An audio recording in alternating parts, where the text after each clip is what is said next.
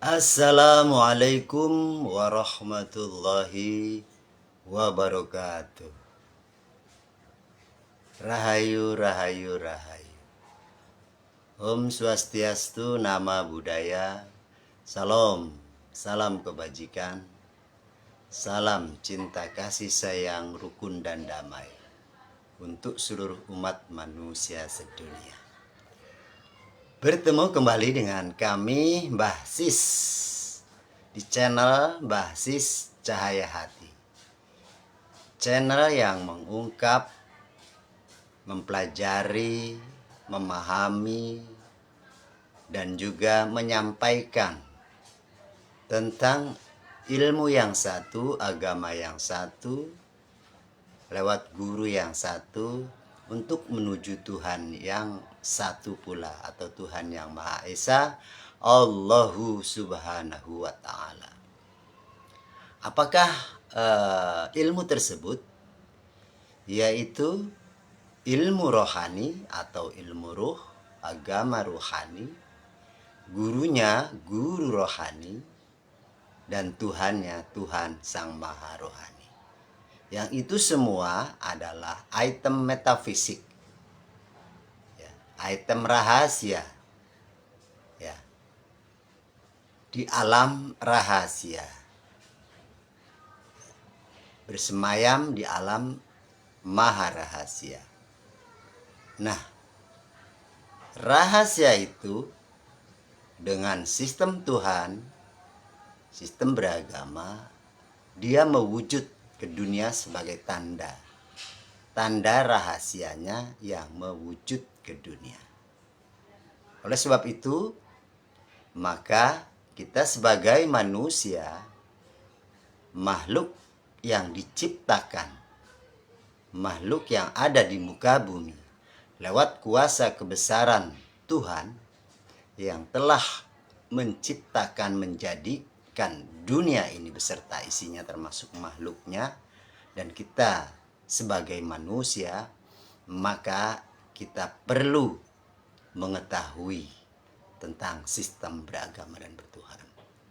Nah, saudara-saudaraku, pemirsa dimanapun Anda berada di seluruh dunia, khususnya pemirsa di Nusantara. Pada kesempatan kali ini, kami mencoba mengurai, menyampaikan tentang pemahaman ilmu, yaitu yang tadi telah kami sebutkan, bahwa manusia wajib hukumnya mencari, dan juga wajib hukumnya manusia memakai sistem beragama dan sistem bertuhan, yang mana sistem ini sudah baku, sudah mutlak, ya, sudah menjadi pedoman dasar pokok daripada undang-undang atau aturan dari Tuhan itu sendiri, di mana dalil yang menyebutkan, dalil yang memberikan petunjuk akan sistem bertuhan dan beragama itu adalah di dalam kitab suci Al-Quran bagi umat Islam, terdapat di surat An-Nisa ayat 59, ya, yang berbunyi, ya, wahyu tersebut atau firman tersebut dalam kitab suci Al-Quran surat An-Nisa ayat 59 adalah: Atiullah wa atiur rasul wa ulil amri minkum. Atiullah artinya taatlah pada Allah. Nah, taatlah pada Tuhan yang Maha Esa, Tuhan yang tunggal, Tuhan yang satu esa. Dia maha metafisik, maha rahasia. Segalanya rahasia di alam maha rahasia. Kemudian petunjuk yang kedua, wa'ati'ur rasul, dan taatilah rasul. Rasul dalam hal ini itu bahasa Arab. Rasul itu bahasa Arab, karena Al-Quran ya, tertulis bahasa Arab. Rasul di sini artinya utusan. Utusan itu bagian daripada yang mengutus. Jika Tuhan yang Maha Esa, Allah Subhanahu wa Ta'ala, Maha metafisik, artinya maha rahasia, maka yang diutus pun unsur rahasia pula, metafisik pula. Suatu unsur rahasia kebesaran persifatan Tuhan itu sendiri. Yang diutus disebut utusan atau rasul bahasa Arabnya. Nah, Tuhan di alam maha metafisik, alam yang pertama. Maka utusannya pun metafisik pula. Nah, utusan berarti beda alam, beda tempat, beda wilayah. Yaitu utusannya berada di alam di bawahnya. Yaitu alam yang kedua, disebut alam akhirat. Yang mana Tuhan bersemayam berada di alam maha akhirat. Alam apa akhirat itu? Alam maha akhirat itu alam metafisik, alam rahasia. Ya, alam yang tidak ada tulisan dan tidak ada bunyi-bunyian. Dia laisa kamislihi sayun. Tidak serupa dengan makhluknya atau tidak serupa dengan apapun. Karena la harfin wala bisautin. Seperti itu. Hanya suatu rahasia, ya, unsur suatu rahasia kebesaran persifatannya. Kedua alam tersebut adalah isinya unsur rahasia, unsur ya, sesuatu unsur rahasia persifatan, sifat kebesarannya, sifat kebesarannya, seperti yang diutus. Nah, alam yang kedua alam akhirat metafisik. Jika Tuhan maha rohani, ya, yang diutus adalah unsur rohani, sebutannya rohani pula, tapi unsurnya ya di bawah maha, itu alamnya akhirat. Rohani alamnya akhirat.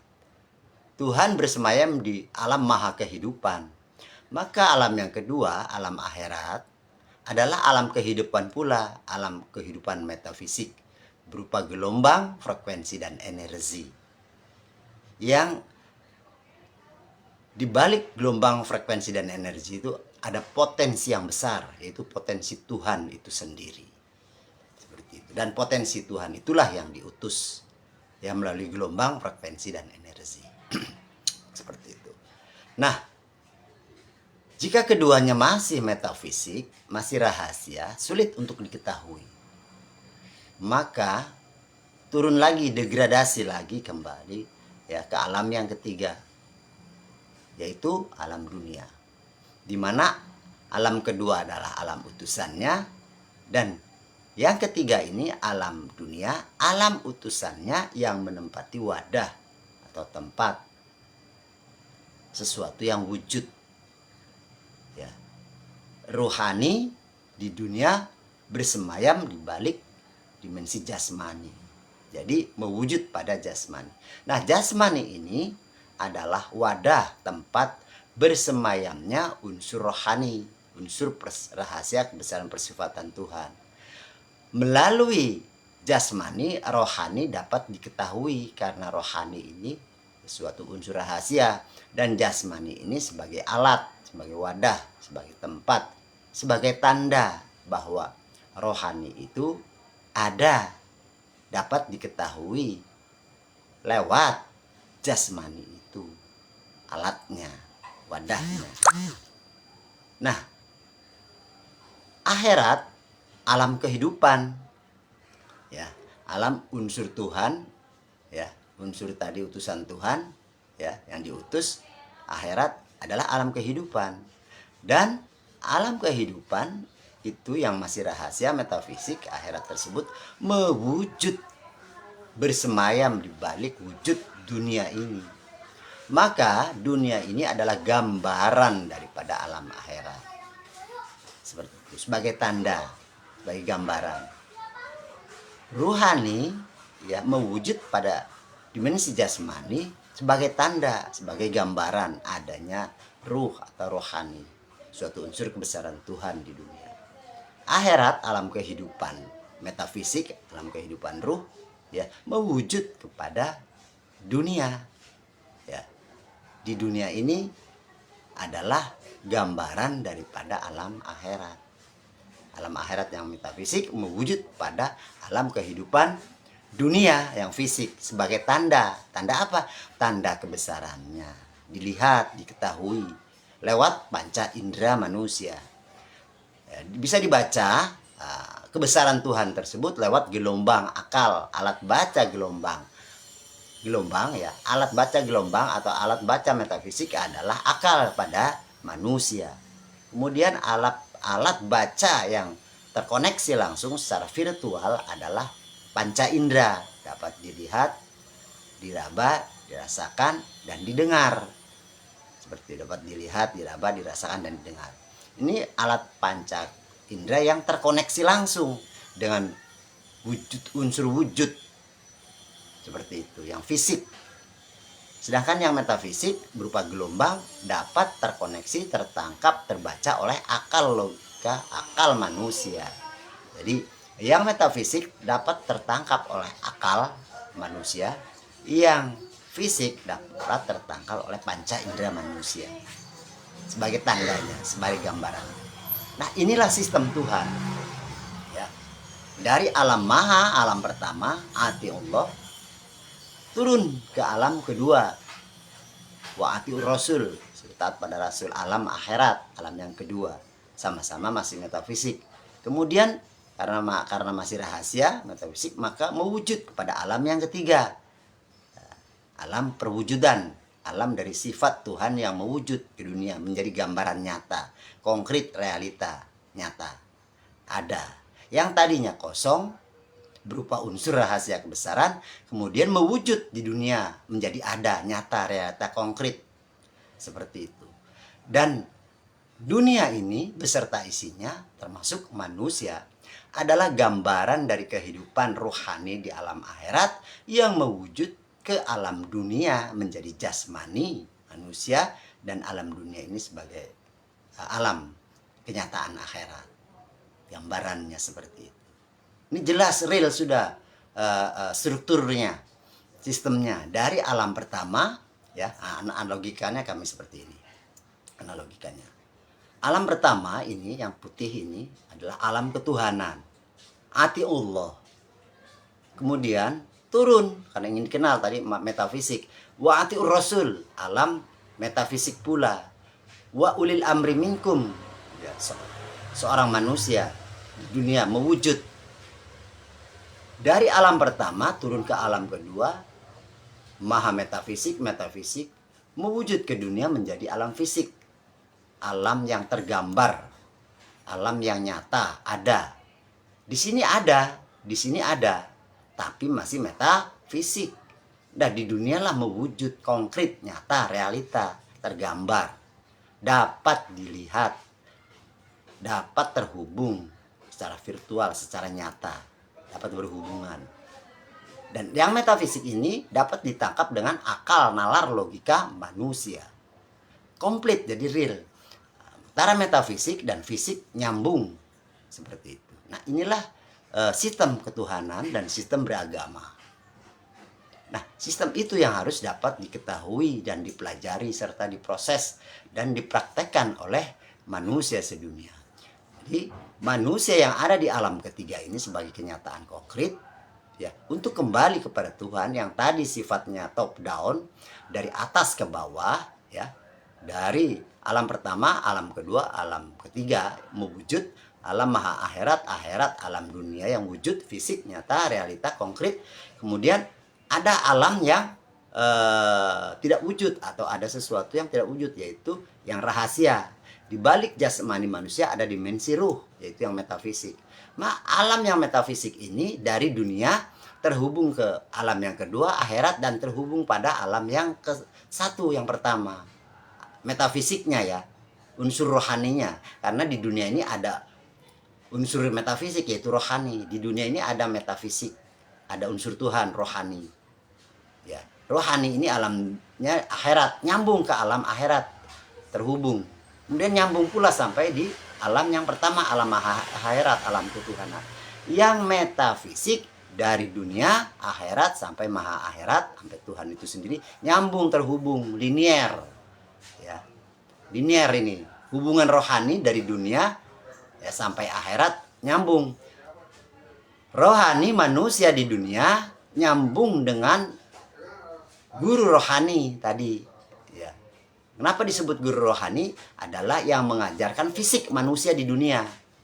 Ya, yang menjadi pemimpin, yang menjadi terdepan di dalam diri manusia yaitu rohani. Rohani jasmani ini ya itu terbimbing oleh rohani. Maka rohani manusia di dunia terhubung dengan yang memimpin rohani ini, guru rohani ya, sampai pada Tuhan Sang Maha Rohani, terhubung, nyambung, linier.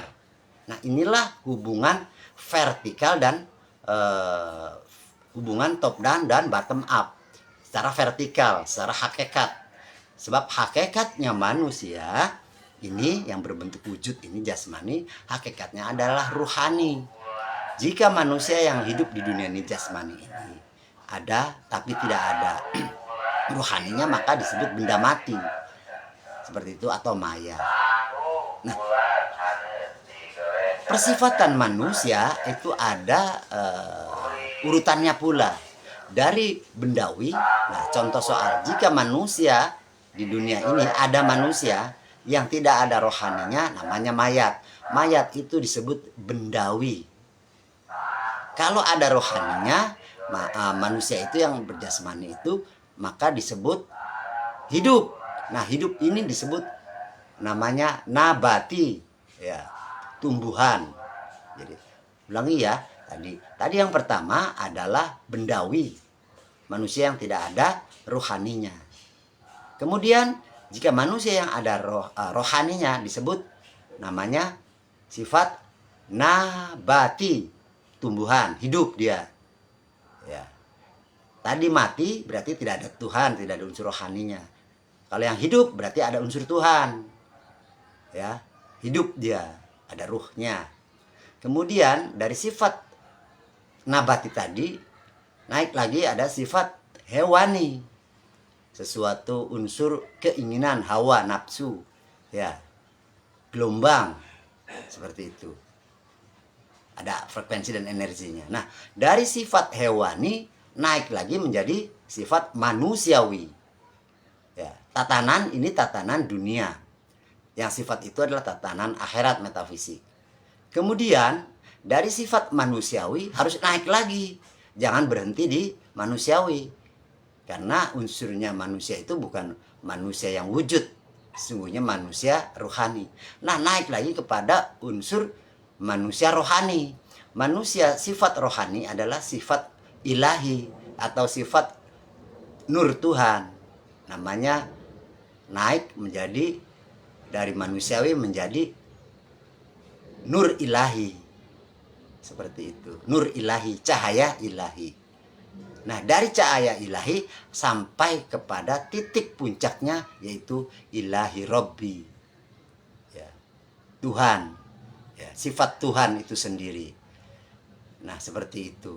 Ini hubungan dari bawah ke atas, bottom up.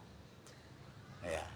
Dan unsur tadi top down dari ilahi, nur ilahi, manusiawi, hewani, nabati, dan bendawi. 6 tahapan ya unsur itu dapat diketahui. Itu sistem Tuhan. Nah, sistem Tuhan ya sistem agama, sistem beragama itu dapat diketahui. Nah, di mana diketahuinya? Di dunia ini. Maka kembali kepada sistem beragama dan bertuhan melalui surat An-Nisa ayat 59 bahwa ati Allah, ya, kami ulang di sini, ati Allah. Ini alam pertama, Tuhan, alam ilahi Rabbi, wa ati Rasul, alamnya cahaya ilahi, nur ilahi, wa ulil amri minkum, ya, manusiawi. Kita kan manusia ini, di manusiawi. Jangan sampai kita masuk ke dalam sifat hewani, nabati, dan bendawi. tapi yang sempurna. Di dalam diri manusia itu makhluk yang sempurna. Maka kita harus sadar menjadi manusia yang sesungguhnya. Sadar sesadar-sadarnya kita ini manusia yang sesungguhnya, yaitu manusia rohani. Manusia jasmani, yang dibalik jasmani ada nur ilahi, cahaya ilahi, cahaya yang suci, cahaya yang benar, terang benderang dari cahaya Tuhan, cahaya ilahi Robbi. Seperti itu. Itulah sistemnya. Maka di dunia, untuk mengetahui sistem tersebut, ajaran tersebut, maka di dunia ini kita harus mencari, ya di sini tadi di alam ketiga ini yang kuning, mencari siapa? Tuhan yang di dunia tadi. Tuhan Maha Rohani, diutus unsur rohani. Rohani ini turun ke dunia mewujud menempati wadah jasmani. Di sini satu, alam maha akhirat, alam akhirat satu, di dunia pun satu. Tapi yang di dunia ini bukanlah Tuhan yang di maha akhirat. Yang di dunia ini adalah tadi sistemnya yang turun di dunia, utusannya yang diutus. Jadi utusannya yang di dunia ini utusannya Tuhan yang ada di dunia, bukan Tuhannya. Tuhan tetap di maha, di yang alam pertama. Yang di dunia ini utusannya, ya dunia, manifestasinya, tajalinya, wakilnya, bertemu dengan utusan Tuhan yang satu, yang di alam maha satu, alam akhirat satu, dalam dunia satu, bertemu dengan utusannya di dunia yang satu. Sedunia ini manusia utusan Tuhan yang satu, yang disebut ulil amri minkum, maka secara otomatis dia akan bertemu langsung pada Tuhan yang maha metafisik melalui unsur rohani. Unsur rohani yang linear ini ada di dunia. Dari dunia akhirat, maha akhiratnya linear, sebetulnya hubungannya ada. Benang merahnya, talinya, ya. Tali Tuhan dari maha akhirat ada di dunia, tali penghubungnya sebagai wasilah, penghubung, penghantar. Jika ini pembangkit listrik, ini gardunya, di baliknya ada kabel, kemudian ini ada colokannya, kabelnya di rumah ini. Ada meteran di rumah, ada colokannya, seperti itu. Nah, setrumnya ini melalui kabel dari tegangan tinggi ke tegangan rendah di gardu, ke tegangan lebih rendah di rumah. Bisa dipergunakan setrumnya ini. Nyambung dari pembangkit sampai di rumah kita setrum itu. Jika kita tahu di rumah kita ada setrum, tinggal colokkan saja mesin-mesin yang akan kita pergunakan. Maka mesin itu akan berfungsi jika mesinnya tidak rusak. Seperti itu. Analoginya sama dengan matahari. Ini matahari, ya, sumber daripada cahaya. Sinarnya yang turun dan sampai ke dunia. Dapat kita rasakan, dapat mati. Seperti itu. Bukan mataharinya yang ke dunia, bukan. Bisa terbakar dunia ini. Maka cahayanya tadi, unsur rahasia matahari itu. Seperti itu. Cari manusia itu. Itu sistem. Jika tidak ketemu sistem itu, maka manusia tidak akan sampai kepada Tuhan. Ya, maka cari manusia sebagai wasilah, sebagai tali penghubung. Ya, penghubung siapa? Penghubung manusia kepada Tuhan yang di maha akhirat. Tidak ketemu tali penghubungnya, kalian tidak akan bertemu Tuhan di maha akhirat. Ya, sifat Tuhan yang hidup di maha akhirat ada di dunia. Ya, yaitu seorang manusia. Sifat Tuhan melihat ada pada manusia satu di dunia. Sifat Tuhan maha mendengar ada manusia satu, karena ini sebuah persifatan rahasia.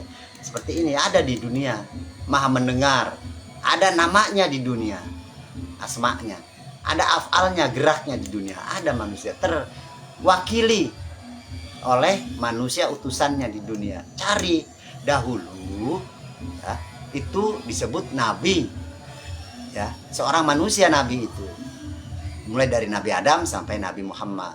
Nabi Adam sampai dengan Nabi Muhammad, para nabi itu adalah seorang manusia. Di balik manusia itu ada unsur Tuhan, keterwakilan sifat unsur Tuhan, tali ilmu Tuhan, ya, ajaran Tuhan. Karena manusia itu yang dipilih, ditunjuk, dikehendaki oleh Tuhan itu sendiri. Di zaman ini ulil amri minkum, al ulama warasatul anbiya, waliya mursida, di ayat Al-Kahfi ayat 17. Falam tajidalahu waliya mursida. Nah, itu Wali yang mursyida itu adalah wasilah, tali penghubung di dunia. Ya, wali seorang manusia, mursyid adalah tadi unsur rohani, unsur persifatan Tuhan, fiil sifat Tuhan yang ada di balik wali tersebut, manusia tersebut. Disebut nabi manusianya. Nabi itu wali pula. Ya, cuman sebutannya saja yang berbeda, tapi unsurnya sama, manusia pula. Nah, ulil amri minkum pun manusia. Ya, sebagai pembimbing dan pemimpin. Bentuknya manusia. Di balik ulil amri minkum itu atau manusia itu ada unsur Tuhan, metafisik Tuhan, unsur rahasia kebesaran persifatan Tuhan yang menempati ulil amri minkum itu manusia satu sedunia itu. Tidak ketemu manusia itu, maka kalian semua kita manusia tidak akan bisa terhubung dengan Tuhan, rohaninya. Seperti itu.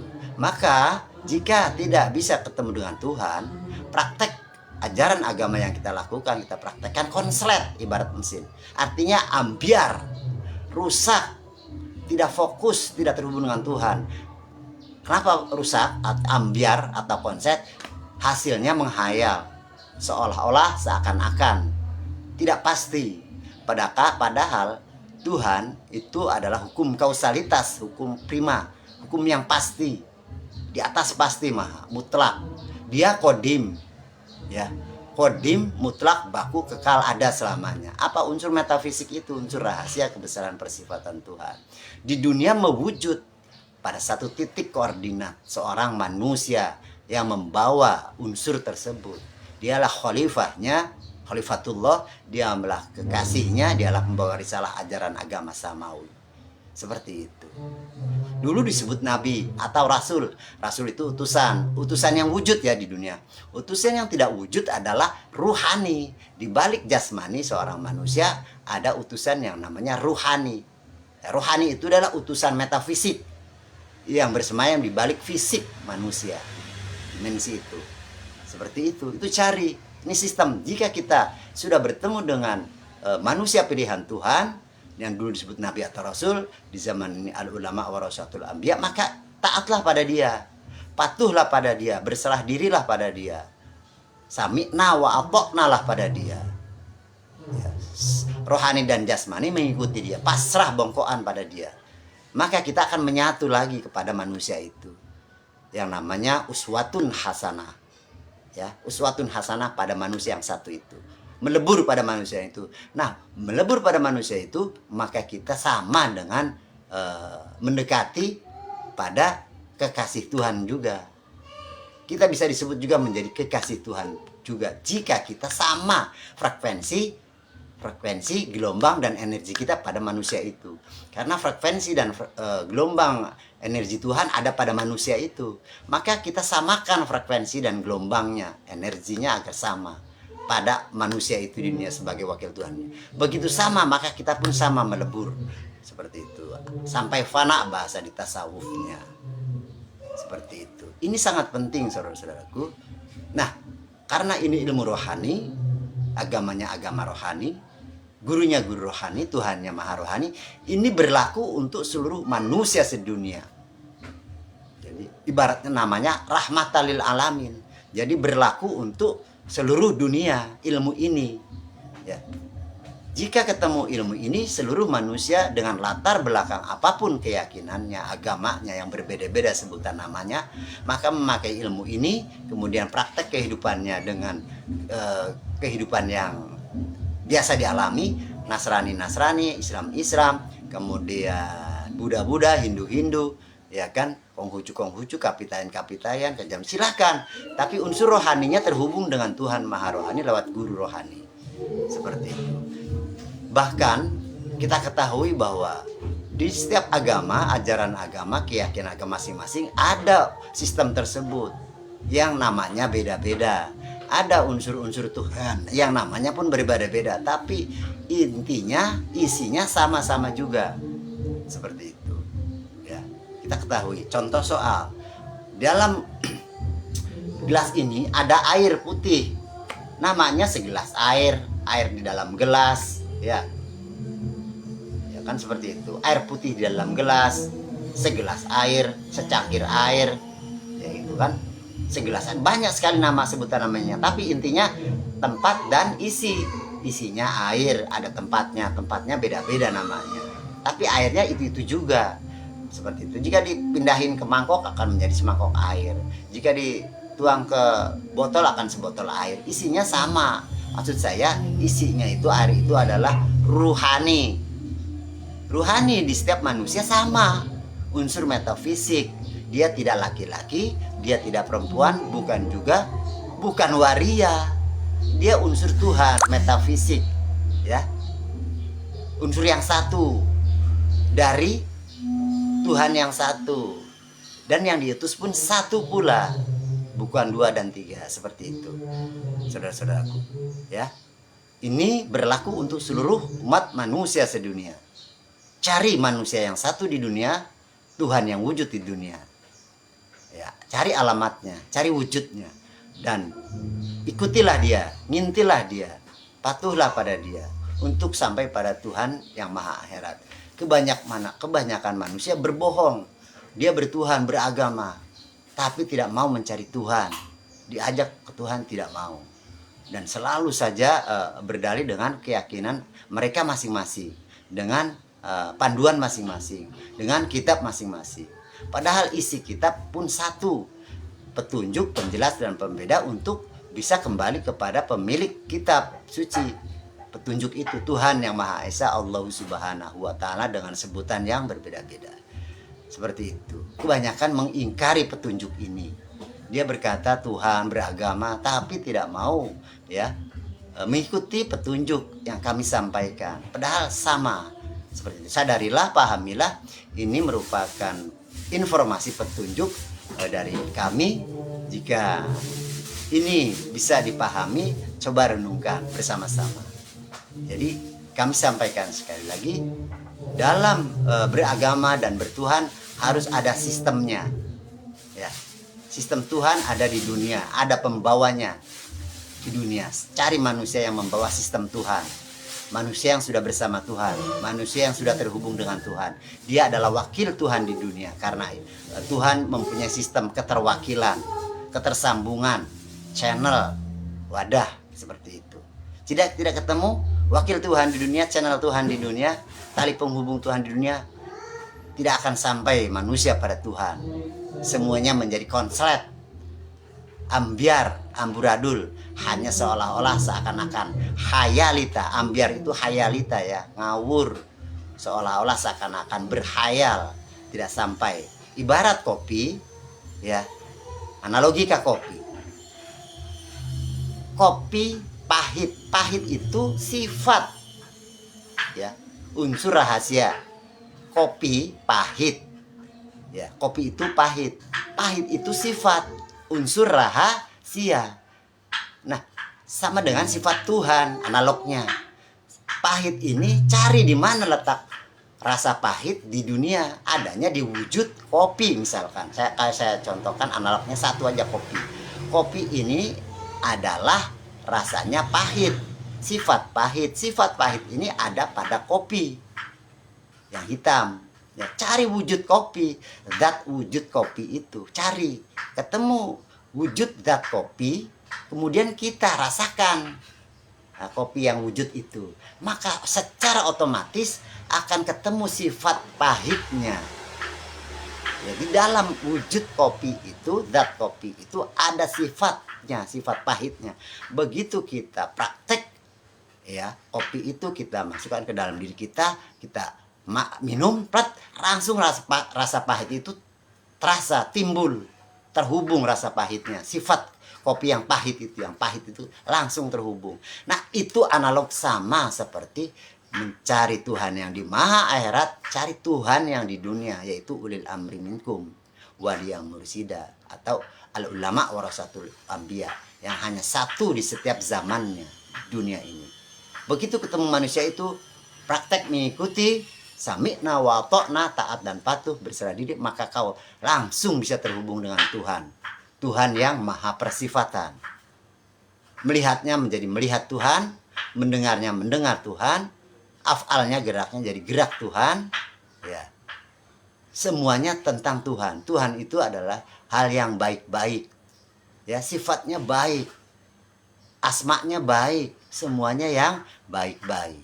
Seperti itu. Dan kita akan dimasukkan dan dileburkan kepada sifat-sifat Tuhan yang baik-baik, asma-asma Tuhan yang baik-baik.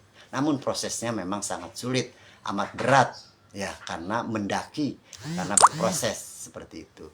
Dan ibaratnya ditempa, dilebur, digodok, dimasak untuk menjadi apa? Sifat-sifat Tuhan, asma-asma Tuhan yang baik. Artinya disibghatallah, dicelupkan kepada sifat Allah, dicelupkan pada asma Allah, dicelupkan kepada perbuatan-perbuatan Allah, dicelupkan dalam kehidupan Allah subhanahu wa ta'ala, Tuhan yang Maha Esa sendiri. Sehingga dia nanti akan menjadi manusia yang bermanifestasi ketuhanan. Seperti itu. Sifatnya sifat Tuhan, af'alnya af'al Tuhan, zatnya zat Tuhan, asmanya asma Tuhan, yaitu asma Muhammad, ya, kekasih Tuhan. Jadi nama kekasih Tuhan adalah Muhammad. Muhammad yang mana? Muhammad yang nur, bukan Muhammad yang wujud. Muhammad yang wujud adalah manusia, tapi Muhammad yang nur adalah sifat Tuhan, yaitu unsur Tuhan. Yang itu yang harus terhubung. Seperti itu dulu kami sampaikan informasi ini. Mudah-mudahan menjadi petunjuk, penjelas, dan pembeda, dan pentingnya memakai sistem beragama dan bertuhan melalui panduan surat An-Nisa ayat 59 untuk umat Islam, ya. Dan umat-umat yang lain ada sistemnya 3 yang menyatu, bukan 1, bukan 2, bukan 3 juga, tapi 3 yang menyatu, 1 yang menjadi 3 berurutan, terhubung, 3 yang terhubung menjadi 1. Ya, bahasanya Trinitas boleh, Tritunggal boleh, dan sebagainya. Tuhan, utusan, ya, seperti ini ya, unlocknya. Tuhan, 1 alamnya maha akhirat, 2 alam akhirat utusannya, 3 alam akhirat yang mewujud ke dunia, ruh yang mewujud kepada jasmani. Jadi 3 dalam satu kesatuan, ya. 3 nama perwujudan tapi satu kesatuan, beda-beda tapi satu, yang tersaling terhubung, ya, nyambung seperti itu. Inilah sistem bertuhan, ya. Alam maha akhirat, alam dunia terhubung langsung sekarang dunia, ya, linier seperti ruhaninya, unsur Tuhannya. Jasmaninya akan mewujudkan sifat-sifat kemuliaan, sifat-sifat akhlakul karimah, sifat-sifat yang mendapatkan petunjuk Tuhan dan menjadi contoh dalam kehidupan manusia. Seperti itu. Nah, inilah petunjuk bagi kita semua untuk mencari kejelasan dalam beragama dan bertuhan. Kurang lebihnya kami cukupi dulu percakapan pada saat ini. Kurang lebihnya kami mohon maaf, kami hanya menyampaikan saja perintah dari guru. Dan ini pun ilmu guru, bukan ilmu kami secara pribadi, ya. Kami hanya menyampaikan apa yang dapat dari guru. Nah, jika ada hal-hal yang kurang berkenan atau ada yang salah dalam penyampaian kami, itu adalah kedoifan kami, saya selaku pribadi, karena saya selaku pribadi banyak sekali kekurangan, kehilafan, kedoifan. Namun kesemuanya itu tidak ada unsur kesengajaan. Namun ini adalah ada maksud tujuan tentang ketuhanan. Ya, kami berusaha belajar untuk menyamakan visi misi ketuhanan melalui guru kami, yang untuk disampaikan kepada umat manusia sedunia tentang ilmu rohani, agama rohani, guru rohani, Tuhan Sang Maha Rohani. Demikian dapat kami sampaikan. Kami akhiri. Billahi taufiq wal hidayah waridho wal inayah illahi anta maksudi waridho kamatlubi. Wassalamualaikum warahmatullahi wabarakatuh. Rahayu rahayu, puji Tuhan. Salam cinta kasih, rukun sayang dan damai untuk seluruh umat manusia sedunia.